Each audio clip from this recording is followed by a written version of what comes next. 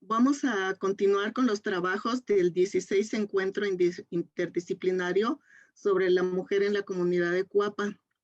Yo quiero presentarles en este encuentro y dar a conocer la filosofía feminista de una gran persona universitaria que fue la doctora Graciela Hierro. Voy a estar haciendo comentarios y dando sobre todo a conocer cuáles son las características de su filosofía feminista. Bueno, ustedes saben que el 8 de marzo, nosotros hacemos reuniones cada 8 de marzo, celebramos el Día Internacional de la Mujer. La ONU en 1975 fijó este día para reconocer las luchas que las diferentes mujeres han hecho a través de la historia por la reivindicación de sus derechos, mejores salarios, el derecho al voto y un trato igualitario. Que no se nos olvide, por eso nosotros seguimos festejando este día y espero que muy pronto dejemos de hacerlo porque nuestras prestaciones de alguna manera sean cubiertas. Entonces son las reivindicaciones por las que se ha luchado desde hace mucho tiempo para la igualdad de la mujer. En esta ocasión me voy a referir a una gran luchadora, como les había dicho, de los derechos de las mujeres, que es la doctora Hierro, y tengo como finalidad, en primer lugar, analizar su propuesta ética para una educación feminista. En segundo lugar, analizar en qué consistía precisamente ese pensamiento feminista. Y en tercer lugar, no quise dejar de hacerlo, relatar, remitirme más bien a la importancia de su obra en el desarrollo de los estudios de género en México y sobre todo en la UNAM y en diferentes partes de nuestra América. Bueno, la doctora nació en la Ciudad de México en el año de 1928, nos abandonó en el año 2003. Perteneció ella a una generación en la que el destino natural de la mujer era la crianza de los hijos. Pero ella se reveló a esto y al mismo tiempo que educaba a sus hijos, realizó estudios de licenciatura, maestría y doctorado en nuestra querida UNAM. La ubicación de su pensamiento desde luego se enmarca en las luchas que a través de la historia han librado antes numerosas mujeres por la reivindicación de nuestros derechos y el reconocimiento de aquellas que han dado su vida para que nosotros podamos beneficiarnos de esos derechos. Y la doctora, una de sus grandes aportaciones es arremeter contra una falsa identidad impuesta por el gran sistema patriarcal, que después ella analiza más concienzudamente en algunas de sus obras. Bueno, el feminismo vamos a empezar a definir para ir desbrozando camino. Lo vamos a definir como una postura política emancipadora que busca la equidad entre hombres y mujeres. Se apoya en el compromiso de hacer lo que esté a nuestro alcance para no reproducir la situación de sujeción y sometimiento a que ha estado subyugada la mujer a través de la historia. En este sentido, podemos decir que tanto hombres como mujeres pueden ser feministas. Desde mediados del siglo pasado, las reivindicaciones de las mujeres que fortalecieron con las protestas los movimientos feministas que lucharon por la consecución del voto, la eliminación de todas las formas de discriminación, desafortunadamente aún presentes, y con la aparición de los estudios de género que se consolidaron en la década de los 90, hemos avanzado en estos campos. Como voy a tratar sobre todo el pensamiento de la doctora Hierro, quiero empezar por poner de manifiesto cuáles fueron las influencias en su pensamiento. En primer lugar, encontramos la influencia de una gran filósofa mexicana como fue Rosario Castellanos. Para la doctora Hierro, la maestra Rosario Castellanos, al igual que Sor Juana Inés de la Cruz, merece un lugar especial por las aportaciones a la educación feminista que ella reivindicó. El derecho de las mujeres a recibir una formación cultural sólida en calidad de seres humanos con el mismo valor que los varones y no ser excluidas por estar destinadas a la maternidad, a ser madres. Hierro manifiesta que la doctora Castellanos pensó la cuestión femenina a partir de un enfoque filosófico en sus obras desde el año 1950, en que se publicó su texto sobre cultura femenina, y más tarde en su obra mucho más conocida, Mujer que sabe latín, publicada en el año de 1973. Sin embargo, la doctora Hierro se queja de que la doctora Castellanos, más que como filósofa, ha sido reconocida como literata y que no se trata de una cosa justa. Bueno, otra de las grandes pensadoras que influyeron en la doctora Hierro para su concepción del feminismo es la filósofa francesa Simone de Beauvoir, que publicó a mediados de 1959 su texto El segundo sexo. Las cuestiones filosóficas contenidas en este texto guiaron a la doctora a pensar sobre la condición femenina desde la perspectiva del existencialismo, que es la filosofía que sigue Simone de Beauvoir. Su filosofía le permitió plantearse cuestiones como qué significa ser mujer, cómo es posible ser mujer, qué es género, y todas esas cuestiones relativas en relación a la identidad de la mujer, y sobre todo el planteamiento de que una no nace mujer, sino que se hace mujer. Y esto en relación con los roles que juegan hombres y mujeres dentro de una construcción social, que es algo impuesto y no es algo natural. Otra de las aportaciones de la doctora, que recibió muy fuertemente la doctora Graciela Hierro, es el utilitarismo hedonista y la posición feminista que en su obra sostuvo el filósofo inglés John Stuart Mill. A través de la ética utilitarista de este pensador, la doctora Hierro fundamenta una propuesta educativa sobre la afirmación radical de que las mujeres son personas, esto es, sujetos morales, cuyos intereses cuentan igual que los de cualquier otro ser humano. El estudio del utilitarismo en Mill la llevó a escribir El utilitarismo y la condición femenina. Es un texto que posteriormente publicó la doctora Hierro con el título Ética y Feminismo. En este texto analizó ampliamente el problema ético de la exclusión de las mujeres en los regímenes patriarcales, contra los que siempre tuvo una gran pelea y una gran lucha. Entonces, a través de su ética utilitarista, la doctora Hierro fundamenta una propuesta educativa sobre la afirmación radical de que las mujeres son personas, son sujetos morales cuyos intereses cuentan al igual que los intereses del hombre. La doctora Hierro todavía se desarrolla en un ambiente como el siguiente. Las mujeres tenían prohibido el ingreso a las universidades prácticamente hasta el siglo XX. No tenían voto ni administración sobre sus bienes. La filosofía tradicional que en ese tiempo se llevaba a cabo en las universidades, en esta filosofía el varón encarna el universal humano y la mujer está en la alteridad, es el otro. Le ha tocado la condición precisamente de ser el otro. El olvido de que las mujeres son personas forma parte de lo que se aprende y enseña en la escuela.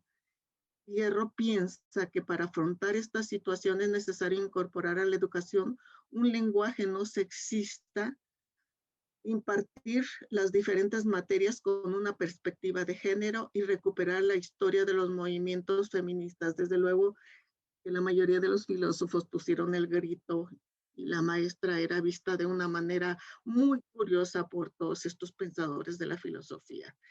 El ingreso de los estudios de la mujer a la filosofía es algo reciente y sorprendente todavía para muchos. Bueno, vamos a ver cuál ha sido la evolución del feminismo en los últimos años. El denominado feminismo contemporáneo surge en el último tercio del siglo XX.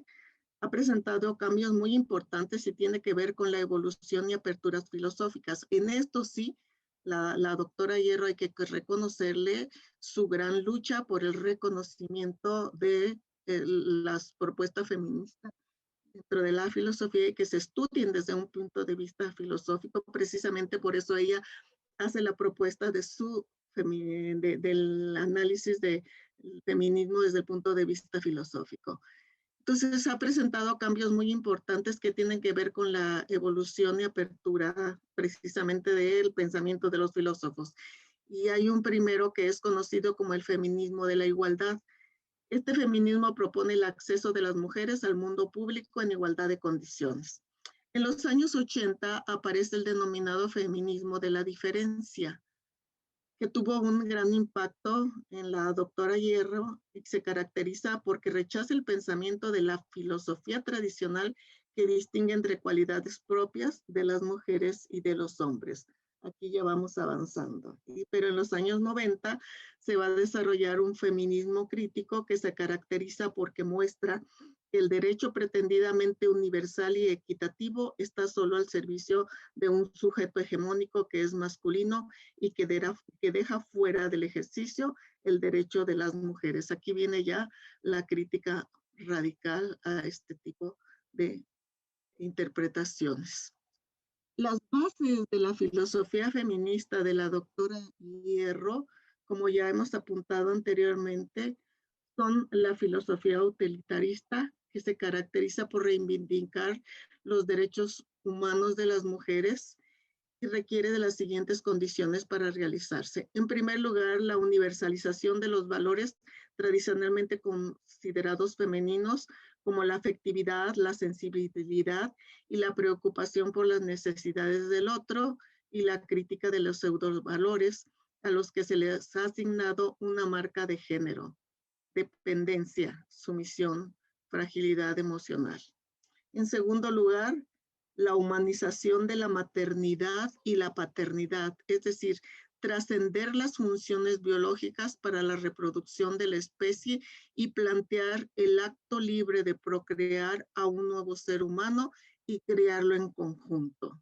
Ya no dependes únicamente de la mujer, sino de los dos, hombre y mujer. Y en tercer lugar, la creación de una nueva cultura en la que las mujeres, cito, valientemente luchen por la transformación de su vida cotidiana a través de la acción política feminista.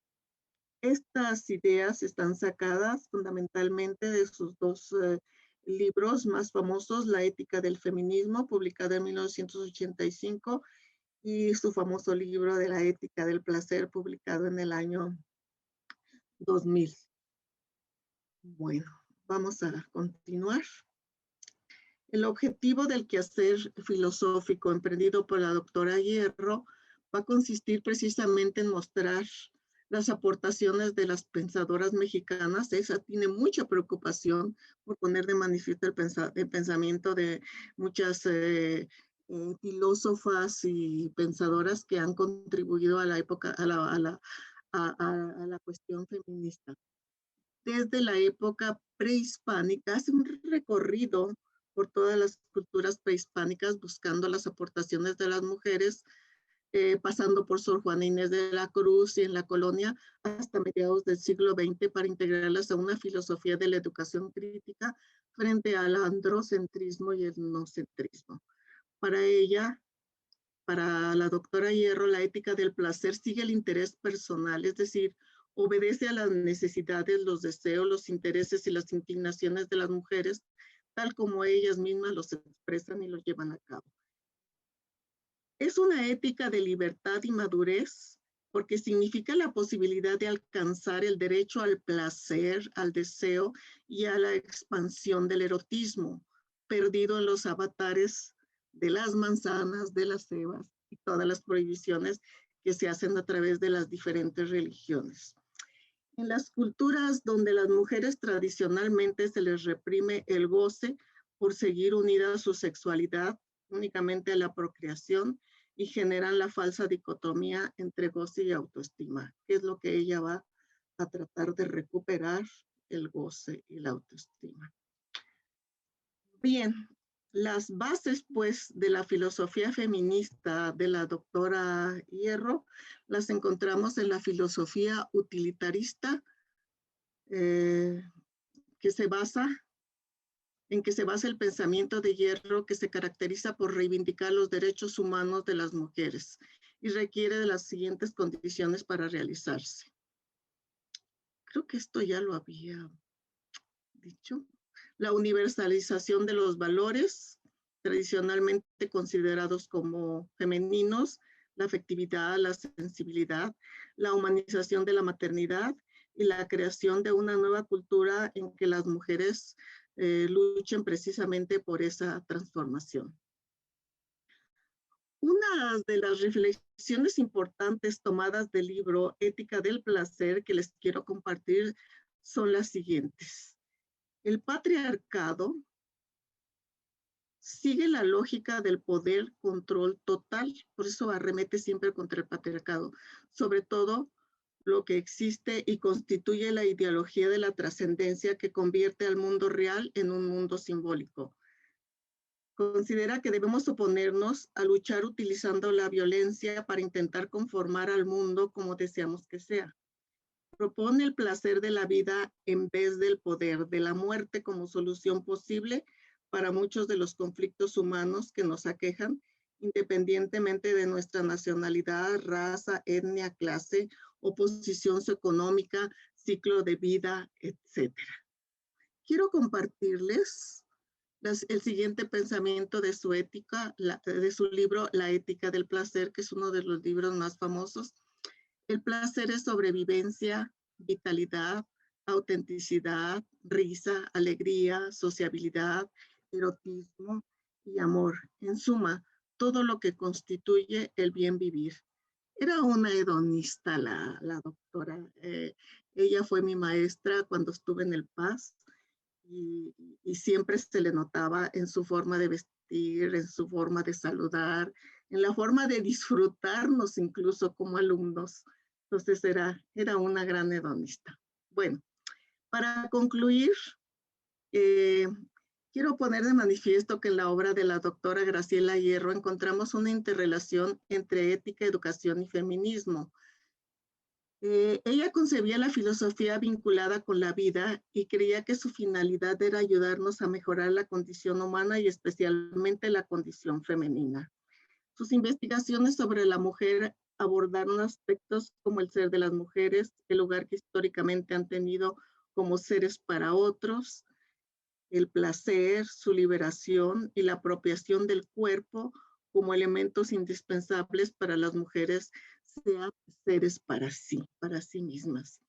Criticó la educación que ha sido cómplice de domesticar a las mujeres y realizó la propuesta de una educación vinculada a la ética que posibilite relaciones equitativas entre los géneros. El olvido de que las mujeres son personas forma parte de lo que se aprende y enseña en las escuelas. Eso lo recalca mucho.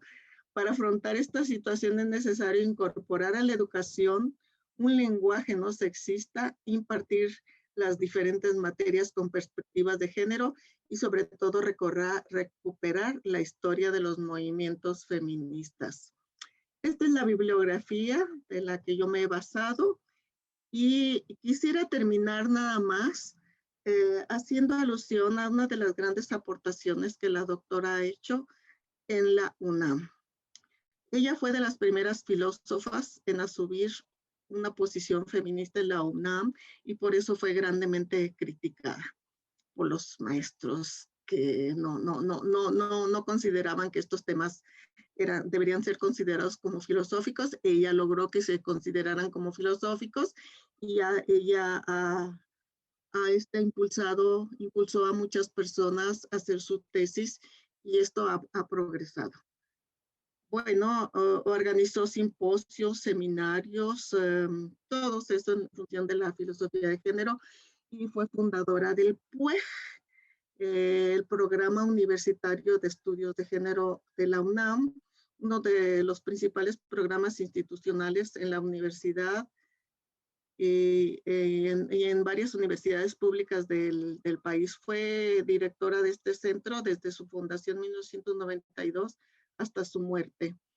Realizaron muchos trabajos, los trabajos de conformación de una biblioteca especializada en estudios de género más completa de América Latina, y hizo muchas mesas redondas, cursos, talleres, simposios, coloquios, y apoyó la creación de centros y programas de estudio en otras universidades mexicanas y en otras partes del mundo. Muchas de sus alumnas señalan cómo las alentaba, sobre todo chilenas, argentinas, cómo iba a darles las conferencias y los cursos de una manera gratuita porque ellas no tenían dinero para pagar sus gastos, y la doctora muy altruistamente iba con la intención de que se difundieran todos estos programas, iba a darles eh, de una manera muy bondadosa todas sus conferencias.